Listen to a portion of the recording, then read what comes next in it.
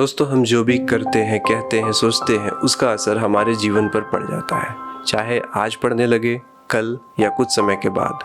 अभी नवरात्रि का समय है। हम जो भी लोग पूजा प्रार्थना अपने अपने अंदाज में करेंगे, उसका असर हमारे जीवन में देखने को मिलता है। शायद यही वजह है कि जो भी प्रार्थना या पूजा बनाई गई है, उसका सबसे बड़ा कारण है मानव जीवन को बेहतर बनाना। लेकिन कई बार हम ये सोचने लगते हैं कि पूजा करने से क्या ही मिलेगा, राइट? सबसे बड़ा लाभ जो देखने को मिलता है वह भी तुरंत, वो है हमारी मनोदशा में फर्क। यानी कि मन की दशा, अगर मन नकारात्मकता से भर रहा होता है तो वह तुरंत ही सकारात्मकता की तरफ मुड़ जाता है।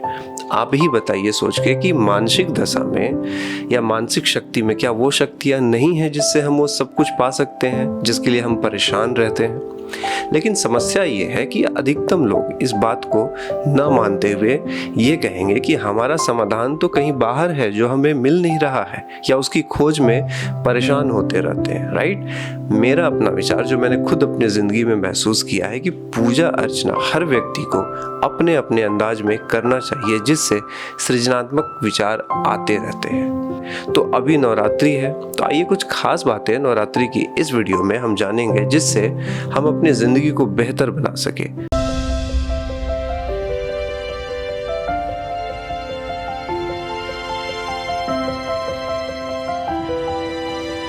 माता जीवन है, माता शक्ति है, माता ऊर्जा है। वह जीवन देने के साथ साथ जीवन का निर्माण करती है। 5 तत्वों से बने शरीर के सृजन माता के गर्भ में होता है और इसीलिए माता का स्थान देवता या पितर से बड़ा होता है। वर्षा के बाद इस सृष्टि में जीवन की उत्पत्ति और उसकी गतिशीलता के लिए जगन माता का आगमन होता है। और इसी के बाद तो हम लोग नवरात्रि मनाते हैं। तो दोस्तों, शारदीय नवरात्र साधना और आराधना का सर्वोत्तम समय माना जाता है। यह जगजननी को अपनी श्रद्धा दिखाने का और उनका स्नेह आशीर्वाद पाने का बेस्ट टाइम माना जाता है। सांसारिक सुख और पारलौकिक सुख देने वाली ममतामयी जगन माता का यह समय हमें यूं ही नहीं जाने देना चाहिए, क्योंकि मान्यता है कि इन 9 दिनों में माँ दुर्गा अपने सभी भक्तों की प्रार्थना को सुनती है और आशीर्वाद प्रदान करती है।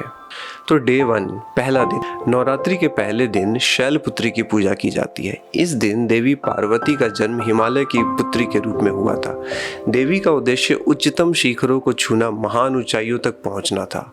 तो उसी की तरह वो खुद पे भरोसा रखना सीखे। स्वस्थ जीवन जीने के लिए भक्तों को इस दिन देवी को घी अर्पित करना चाहिए। नवरात्रि के दूसरे दिन देवी ब्रह्मचारिणी की पूजा की जाती है। इस रूप में देवी हम सभी को जीवन में केंद्रित रहना सिखाती है, क्योंकि वह स्वयं ध्यान करती है, मेडिटेशन करती है। इस दिन भक्तों को चीनी अर्पित करनी चाहिए, ऐसा बताया गया है। तीसरे दिन goddess, third day, Chandraghanta. Chandraghanta is a special form of goddess Parvati that is worshipped on the third day of Navratri.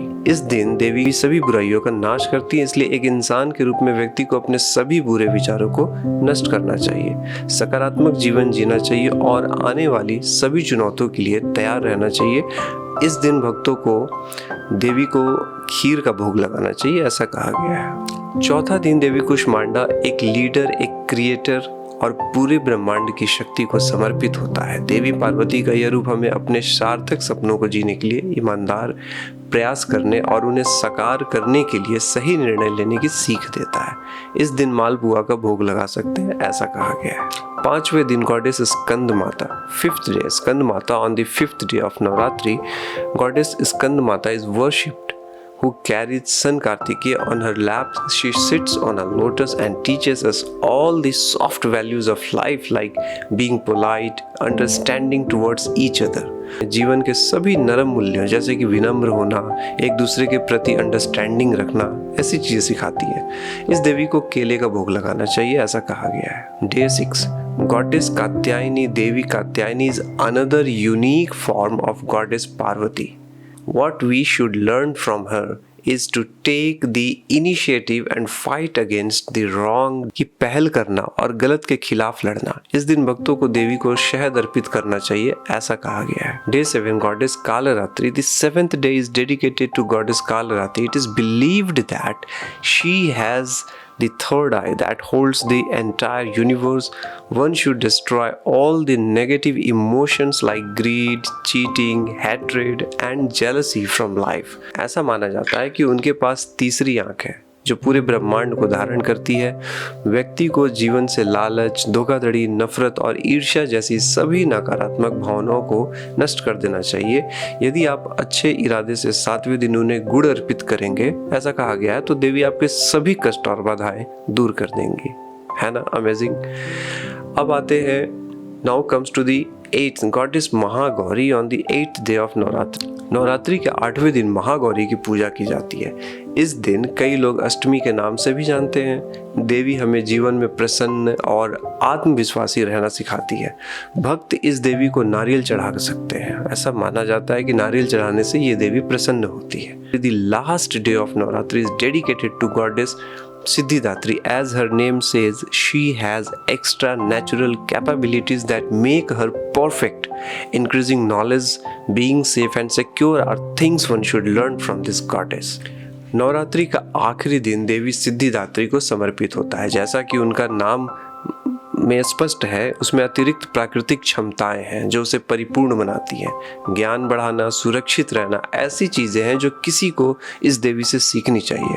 भक्त उन्हें तिल से बनी मिठाई का भोग लगा सकते हैं, देवी प्रसन्न होंगी। Being positive, practicing self-control, spreading love, living a selfless life, having patience and confidence are the things माँ दुर्गा teaches us. सकारात्मक रहना, आत्मनियंत्रण का अभ्यास करना, प्रेम फैलाना, निस्वार्थ जीवन जीना, धैर्य और आत्मविश्वास रखना, ये वो चीजें हैं जो माँ दुर्गा हमें सिखाती है। आपके पास जो कुछ भी है उसके लिए उसे धन्यवाद दें और सभी गलतियों के लिए अपना सिर झुकाएं। इस नवरात्रि अपने आप से देवी से सीखों का पालन करने और पूर्ण सद्भाव में जीवन जीने का प्रॉमिस करें। कहा भी गया है कि इत्थम यदा यदा बाधा दानवोत्था भविष्यति तदा तदा वतिर्यहम करिष्यमि संशयम। मीन्स की दुर्गा सबकी माँ है, माताओं की भी माता है। वह दूर होकर भी हमसे दूर नहीं, बस पुकारने भर की देर है। माता का दिया वचन है कि जब जब, जैसा इसमें बताया गया है कि जब जब दानवीय बाधाएं आएंगी तब तब मैं शत्रुओं का संहार करने के लिए आऊंगी।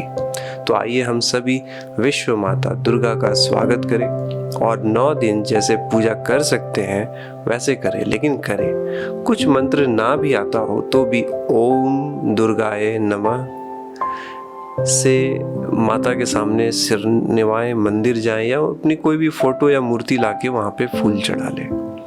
जय माता जी की। दोस्तों, happy Navratri to all of you. See you in the next video. Till then, bye bye. जय हिंद।